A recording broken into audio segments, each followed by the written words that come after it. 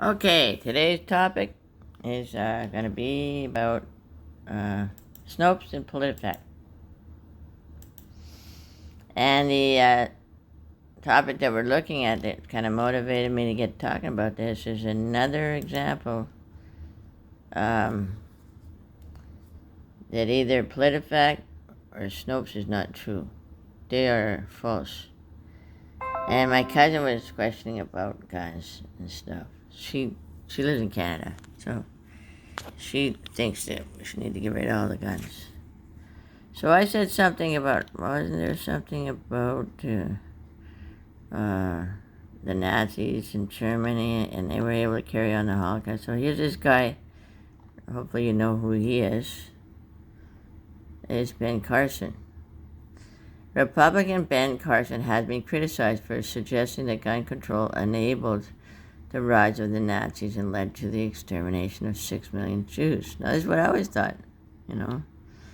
And I was going to vote for Ben Carson until I found out that, you know, he wasn't going to make it. So then I started to have a look at Donald Trump. But I think Donald Trump's better because he's more tough, I guess. What should I say? Anyway, I guess he has a book, and it's called More Perfect Union. And he wrote that, now listen to this, German citizens were disarmed. Does he say how many? No. By their government in the late 1930s and by the mid-1940s. That's what a lot of liberals do, is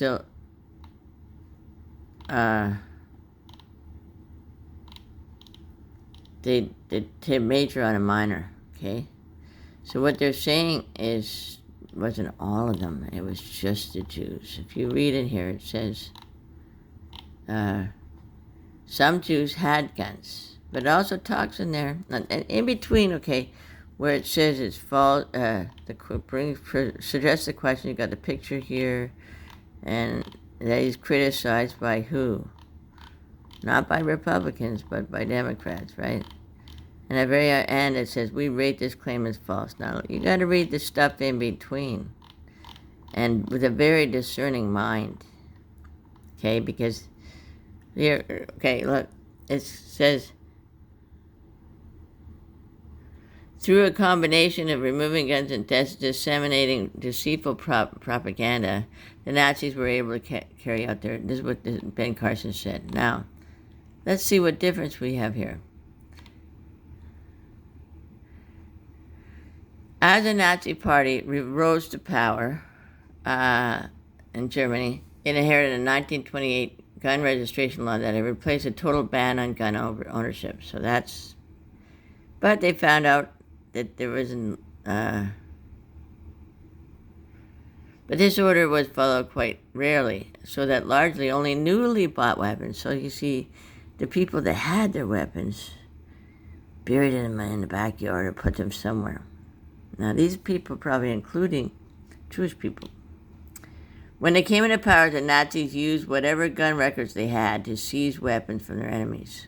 But, so they had only the newly bought gun records, because the other ones were not properly kept records.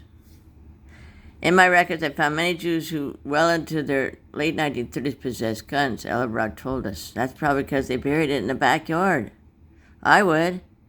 I mean, if I knew that the leader of my country hated me, and I had a gun, that's the first thing I'd do. I'd go to the backyard and bury it somewhere. I'm serious. Or put it somewhere where I knew where it was, and you know, maybe tie a little thing around a tree, so I knew that it was underneath that tree or something. Like, because right now I don't have a backyard. But anyway, I live in a condo. So anyway, then it says there's something about it loosening a new gun law in 1938. Okay, or something, I don't know. But down here it says the regulation and impingement to implement its law rather than the law itself did impose limits to one group, Jews. So we go back to this. German citizens. Were the Jewish people German citizens? Yes. And see how they monkey around with the truth. Okay, now, in addition, Ellerbrook said the Nazis had already been raiding Jewish homes and seizing weapons. So did they take away guns from the Jewish people? Yes. Did that make the people less able to protect themselves? Yes. Okay, so that's it. And then, so what they're trying to say is it's not all Jewish citizens. And that's not what he said. He didn't say all Jewish citizens. Okay, here we go. Now let's look at another organization outfit. It's called Snopes. See Snopes? And now, will Jesus be portrayed as a homosexual in an upcoming film? You probably got this in your message box if you're a member of Facebook.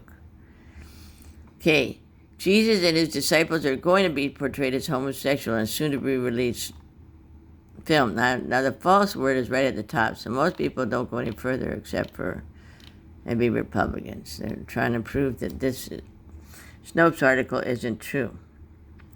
This piece about an upcoming gay Jesus film is one of the examples that demonstrates a good petition never goes away. And then it says it's non-existent, blah, blah, blah.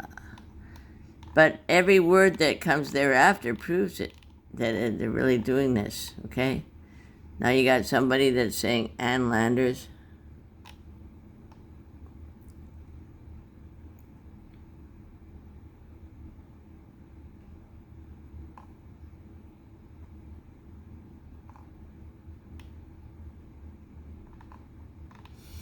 Somebody wrote Ann Landers and said, I don't know, the Attorney General, all these different people. But there is a movie, wait.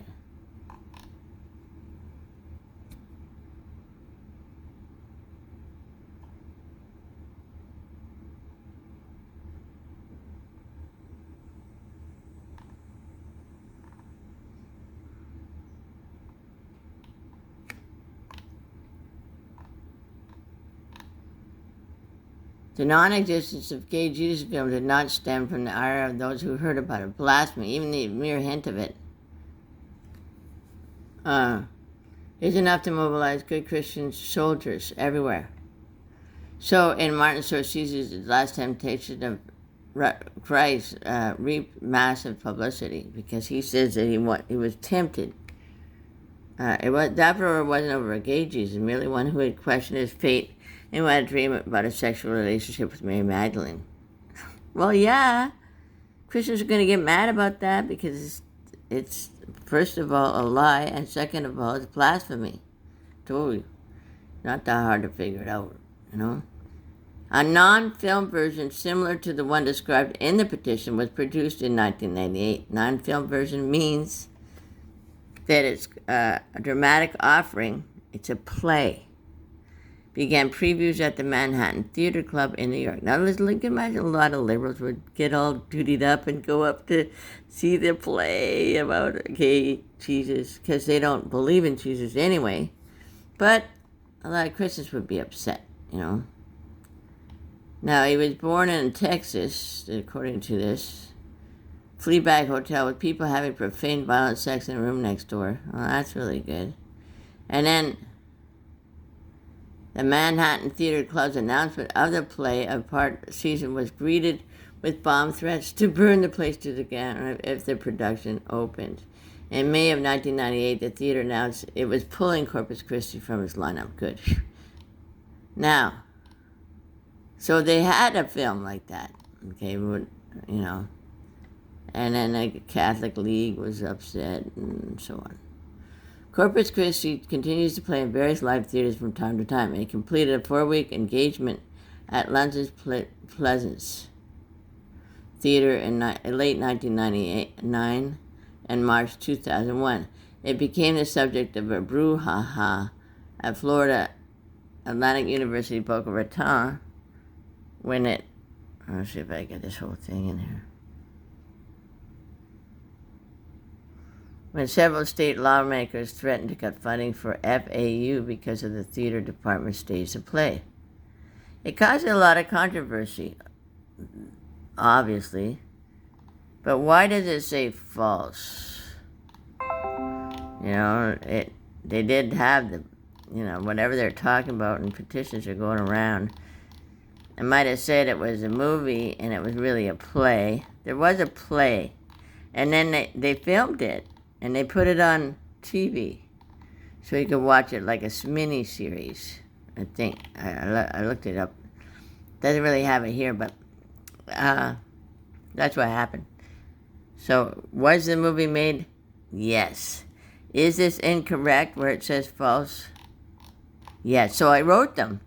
And then we went back and forth many times. I wrote this. If you have any problems with what we put here, they didn't like me writing them and pointing out that they were lying their butts off. That's kind of like a hobby of mine. I read between the lines. You should too.